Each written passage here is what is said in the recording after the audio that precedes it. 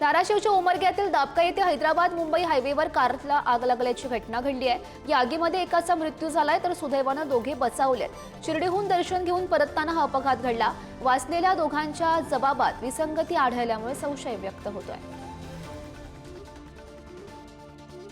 मुंबईमध्ये दुचाकीच्या इलेक्ट्रिक बॅटरीचा स्फोट घडला। या स्फोटात घरातील 3 महिला जखमी झाल्याची माहिती आहे। ब्लास्ट झाल्याने घरात आग लागली। वॉशिंग मशीन, कपडे, वायरिंग जळून खाक झालेत। महिलांच्या हाताला आणि चेहऱ्याला दुखापत झाली आहे। राहाता तालुक्यातील अस्तगाव येथे शेततळ्यात पडून दोघांचा दुर्दैवी मृत्यू झालाय। सुमन रामदास सोळके या आपल्या घराजवळील शेततळ्यात पडल्या असत्या।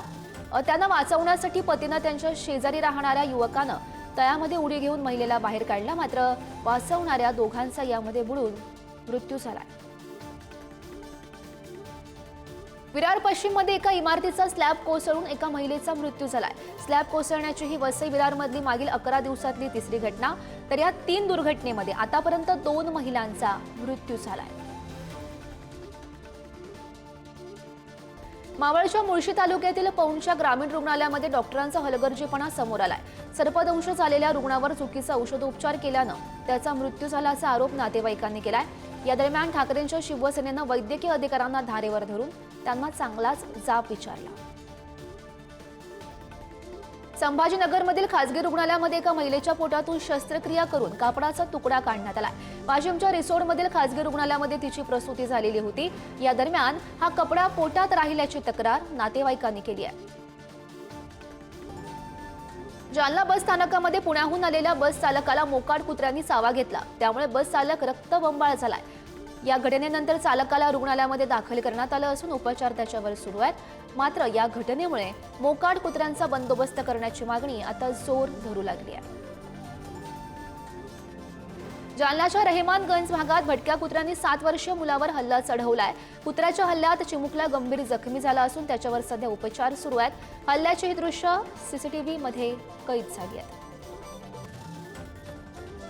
गोंदिया जिल्ह्यातील अर्जुनी मोरगाव तालुक्यातील गोठणगाव येथे एका 6 वर्षीय मुलीवर बिबट्याने हल्ला चढवलाय। या हल्ल्यात मुलगी जखमी झाली। तिच्या मानेवर आणि डोक्यावर बिबट्याची नखं खोलवर गेल्याने बराच रक्तस्राव झाला। सध्या तिच्यावर उपचार सुरू आहेत। नागपूर पारशिवणीतील नेहरूवाडा परिसरात वाघाच्या हल्ल्यात शेतकऱ्याचा मृत्यू झालाय। पती पत्नी दोघं शेतामध्ये काम करत होते। दरम्यान अचानक वाघाने पतीवर हल्ला चढवला। माहिती मिळताच पारशिवणी पोलिसांनी त्या ठिकाणी धाव घेऊन तपासाला सुरुवात केली आहे। बीडमध्ये सेवानिवृत्त शिक्षिकेला 83 लाखांचा ऑनलाईन गंडा घालण्यात आलाय। मनी लॉन्ड्रिंग आणि अतिरेक्यांना फंडिंग केल्याचं सांगत चौकशीसाठी सहकार्य करण्याची विनंती भामट्यांनी केली।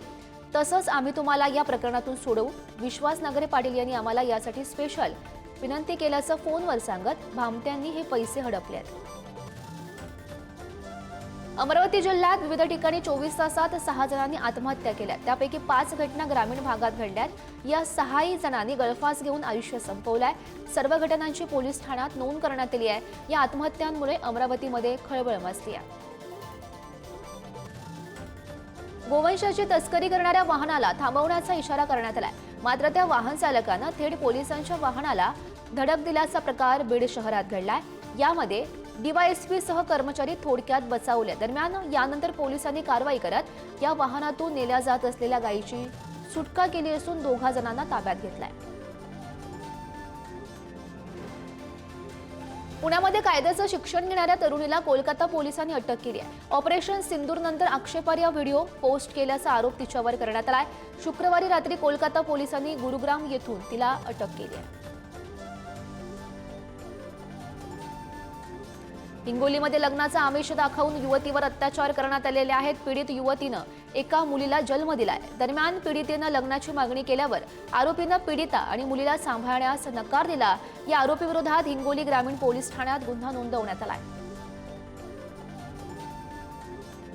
पिंपरी चिंचवडमध्ये प्रशांत येवंडे यांची शशांक आणि आई लता हगवणेनं जेसीबीची विक्रीच्या नावाखाली फसवणूक केली होती। ॲडव्हान्स आणि कर्ज फेडण्यासाठी दिलेलं 11,70,000 रुपये हगवणे यांनी परत काही केले नाहीत। त्यामुळे पोलिसांनी हगवणे यांच्या घरातून जेसीबी जप्त केलाय।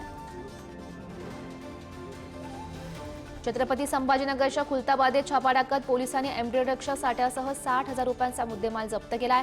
आरोपी राहत्या घरातूनच एमडी ड्रग्सची विक्री करत होता। तो मुंबईतून ड्रग्स आणून दुप्पट किमतीनं विक्री करत असल्याचं तपासातून समोर आलंय। छत्रपती संभाजीनगरमध्ये स्किल गेमच्या नावाखाली सुरू असलेल्या बेकायदा ऑनलाईन लॉटरी सेंटरवर पोलिसांनी कारवाई केली। या कारवाईवेळी 5 ऑनलाईन लॉटरी सेंटरवर पोलिसांनी छापे टाकले। दरम्यान लाखोंचं साहित्य जप्त करत अनेक आरोपींना अटकही करण्यात आल्याची माहिती मिळते। वर्ध्याच्या सेलू पोलिसांनी म्हशी चोरी प्रकरणी एकाला ताब्यात घेतल्याचं समजतंय। सेलू तालुक्यातील वडगाव शिवारातील शेतातून 2 म्हशींची चोरी झाली होती। पोलिसांनी आरोपीला ताब्यात घेत हा गुन्हा उघडकीस आणत 30,000 रुपये जप्त केलेत।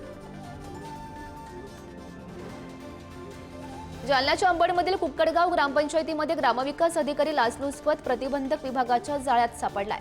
त्यानं नमुना 8अ प्रमाणपत्र देण्याकरता 15,000 रुपयांची लाच मागितलेली होती।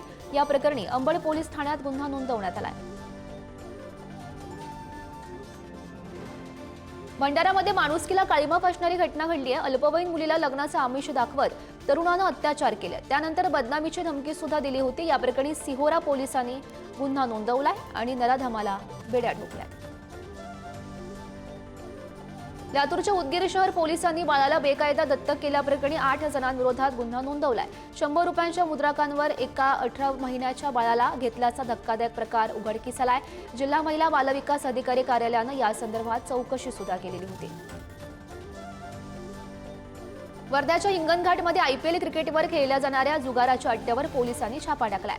या दरम्यान पोलिसांनी 2.5 लाखांचा मुद्देमाल जप्त करत एकाला बेड्या ठोकलेल्या आहेत। आरोपीकडून मोबाईल, टीव्ही, रोकड आणि विदेशी दारू जप्त केली गेली आहे। छत्रपती संभाजीनगरच्या फुलंब्रीमध्ये विवाहितेचा छळ करणाऱ्या सासरच्या लोकांविरोधात गुन्हा नोंदवण्यात आलाय। माहेरून पैसे आणण्याचा तगादा लावत विवाहितेला बेदम मारहाण करत चटके देण्यात आले। सासरच्या लोकांनी केलेल्या मारहाणीमध्ये विवाहिता गंभीर जखमी झाली आहे। अमरावतीमध्ये ट्रॅव्हल्समधून प्रतिबंधित एचटीबीटी कपाशी बियाण्यांची तस्करी करणाऱ्यावर कारवाई केली गेली आहे। कारवाईमध्ये 2,500 पाकिटं, प्रिंट केलेले 4 कट्टे असा एकूण 25 लाखांचा मुद्देमाल जप्त झालाय। गुजरातच्या अहमदाबादमधून प्रतिबंधित एचटीबीटी बियाणं जप्त करण्यात आली। नाशिकमध्ये सोशल मीडियावरील फॉलोअर्स जास्त असणं एका मुलाला त्याच्या जीवावर चांगलंच बेतलं असतं। त्याच्या मानेवर धारदार शस्त्र ठेवून इन्स्टा आयडीची मागणी करणाऱ्या अल्पवयीन मुलांना पोलिसांनी ताब्यात घेतलाय। त्यांना बालगृहात पाठवण्यात आलंय। नागपूर पोलिसांचं ऑपरेशन थंडर जोरात सुरू आहे। पोलिसांनी मध्यरात्री एकाच दरम्यान पोलीस स्टेशन हद्दीतील हुक्का पार्लरवर धाड टाकत मोठी कारवाई केली। या कारवाईमध्ये हुक्का, ई सिगारेट सोबत हुक्का पार्लरमधील अवैध साहित्य जप्त झालंय। बीडच्या अंबाजोगाई शहरातून 7 दुचाकी चोरणाऱ्या एकाला पोलिसांनी अटक केली आहे। या दुचाकी त्यांना बीडच्या तळेगाव शिवारामध्ये ठेवलेल्या होत्या। त्यानंतर दुचाकींची विक्री केली जाणार असल्याची माहिती स्थानिक गुन्हे शाखेच्या पोलिसांना प्राप्त झाली होती आणि त्यानंतर पोलिसांनी धाड टाकत 7 दुचाकींसह आरोपींना अटक केली। अमरावतीच्या दर्यापूर तालुक्यातील पिंपोळदमध्ये कृषी विभागाच्या भरारी पथकाची मोठी कारवाई बघायला मिळाली। प्रतिबंधित असलेल्या एचटीबीटी कपाशीची 1500 पाकिटं जप्त केली गेली आहेत। पिंपळोद येथील प्रशांत रामदास नवलकर यांच्या घरी आणि गोडाऊनवर छापा टाकून धडक कारवाई केली गेली आहे। कारवाईमध्ये 13 लाखांचा मुद्देमाल जप्त झाला। कृषी विभागाच्या पथकानं ही कारवाई केली।